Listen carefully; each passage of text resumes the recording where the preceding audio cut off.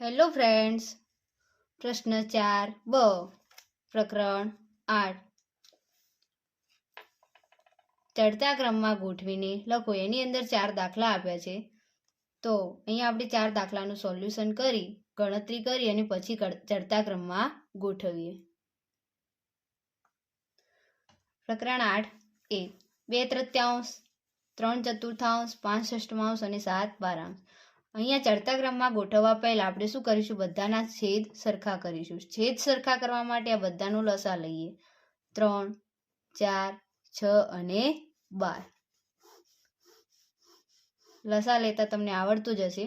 ચલો પહેલા 2 ના ઘડિયામાં 3 ના આવે 3, 2 દુ 4, 2 તરી 6, 2 છંગ 12, 3 ના 3, 2 એકા 2, 3 ના 3, 2 તરી 6. હવે 3 વડે ભાગીએ. 3 એકા 3, 3 એકા 3. તો લસા મળે છે 3 દુ 6 દુ 12. 12 લસા મળે છે તો બધાના છેદમાં 12 કરવાના છે.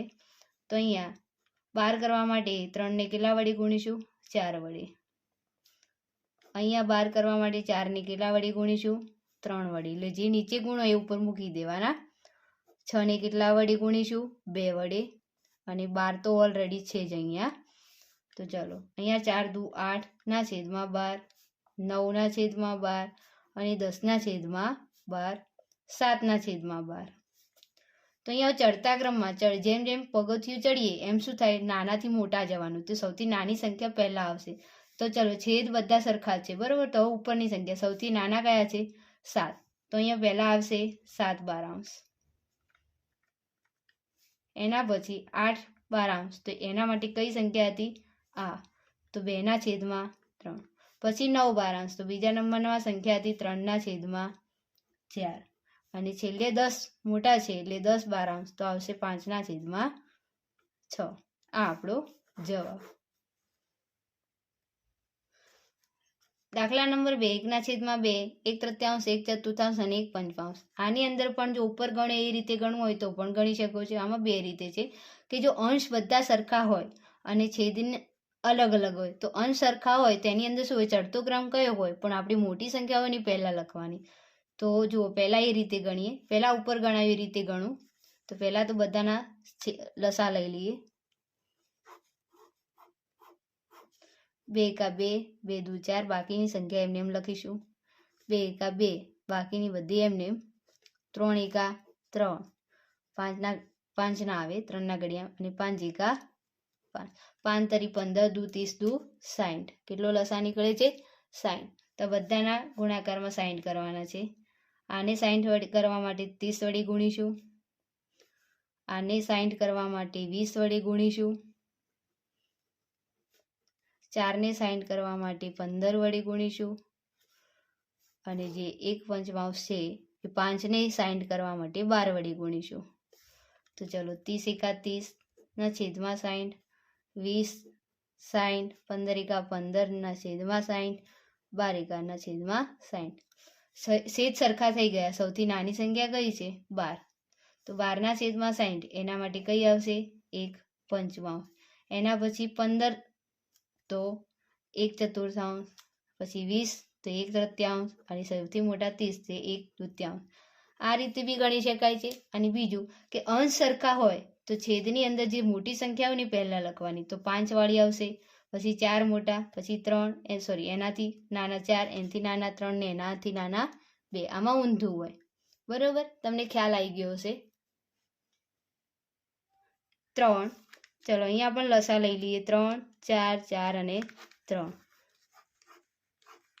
2 દુ 4, 3 ના 3, 2 એકા 2, 3 ના 3 અને 3 એકા 3. 3 દુ 6 દુ 12. લસા નીકળે છે. 12 કરવા માટે અહીંયા 4 વડે ગુણવા પડશે. અહીંયા 3 વડે ગુણવા પડશે. 1/4 ને જે નીચે ગુણે ઉપર ગુણવા જ પડે. 3/4 ને 3 વડે અને 1/3 ને 4 વડે. તો ચાલો બધા માઇનસ જતા. 4 દુ -8 ના છેદમાં 12, -3 ના છેદમાં 12, 3 તરી 9 ના છેદમાં 12 અને 4 એકા -4 ના છેદમાં 12. માઇનસ સંખ્યામાં કેવું હોય? જે સૌથી નાની હોય ને અહીંયા કઈ આવશે તો હું તમને સમજાવું. આમાં જે સૌથી મોટી માઇનસમાં કેવું હોય, જેમ કંઈક સંખ્યા રેખા દોરું તમને ખ્યાલ આવશે. આ 0 1 2 3 4 જમણી બાજુ જઈએ એટલે આમ મોટી થાય. અહીંયા -1 -2 -3 -4 આમ જઈએ એમ શું થતી જાય, નાની થતી જાય. ડાબી સાઈડ જઈએ એમ નાની, આ જમણી સાઈડ જઈએ એમ મોટી થતી જાય. બરોબર, તો જેમ જેમ આમ જઈશું એમ નાની થશે. એટલે 5 6 7 -8 -9. તો ચાલો સૌથી નાની કઈ આવશે, -9. એટલે કે -9/12. એનાથી મોટી 8/12, એનાથી મોટા -4/12 અને એનાથી મોટા -3/12. હવે આ જે લાઈન છે ને એના પ્રમાણે લખી દઈએ. 9/12 વાળી સંખ્યા હતી -3/4. એના પછી 8/12 વાળી સંખ્યા હતી -2/3. -4/12 વાળી સંખ્યા હતી -1/3 અને -3/12 વાળી સંખ્યા કઈ હતી, -1/4. આ ચડતો ક્રમ આપણો લખાઈ ગયો છે. 4 અહીંયા પણ છેદ સરખા કરી દઈએ, લસા લઈ લઈએ.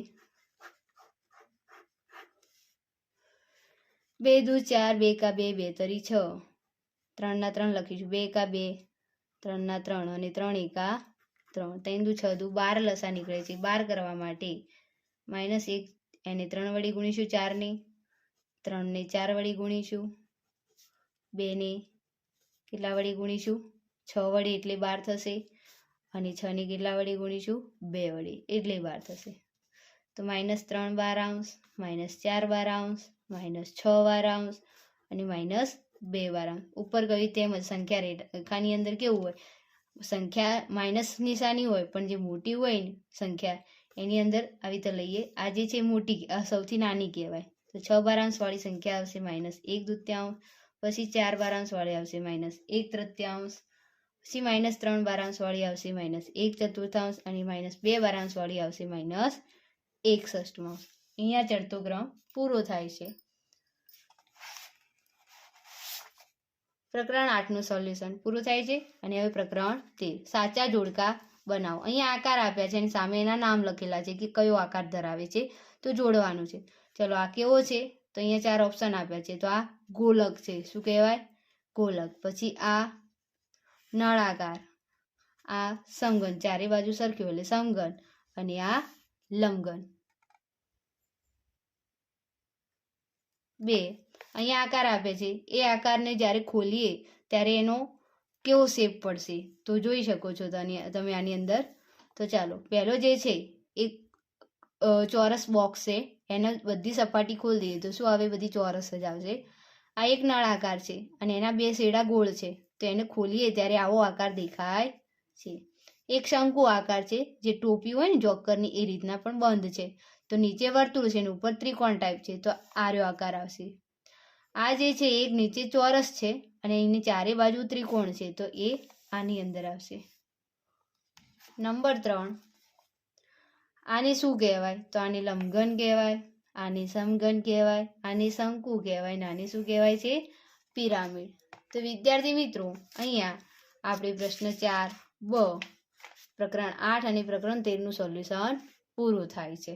હવે નેક્સ્ટ વિડીયોની અંદર મળીશું પ્રશ્ન 5અ સાથે.